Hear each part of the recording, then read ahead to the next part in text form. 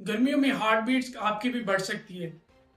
ऐसे में जितनी गर्मी बढ़ती जाएगी बॉडी के अंदर पसीना उतना ज़्यादा बढ़ता जाएगा। ये होता इसलिए है कि ताकि बॉडी जो है अपना टेम्परेचर मेंटेन कर सके। और ऐसे में हार्ट को वर्किंग तेज करनी पड़ती है, अपनी सर्कुलेशनें बढ़ानी पड़ती हैं।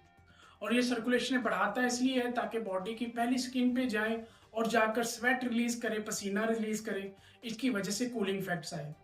ऐसे में जितना ज्यादा आप लोग गर्मी में जाएंगे उतना ज्यादा पसीना आएगा, और ये पसीने आने की वजह से पानी की कमी हो सकती है ब्लड के अंदर।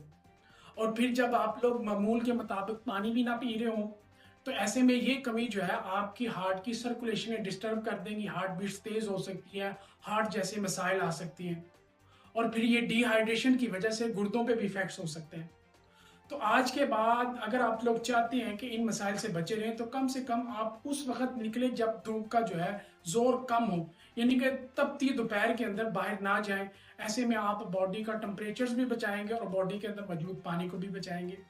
और फिर इसी तरह आप लोग कम से कम दिन के अंदर 2 से लेकर 3 लीटर तक पानी का इस्तेमाल रखें। इससे बॉडी जो है आपकी बेहतर काम कर सकेगी। लेकिन ये छोटी सी मेरी सीख थी, उम्मीद है आपके लिए कुछ फायदेमंद साबित हो। दुआ में याद रखिएगा। अस्सलाम वालेकुम।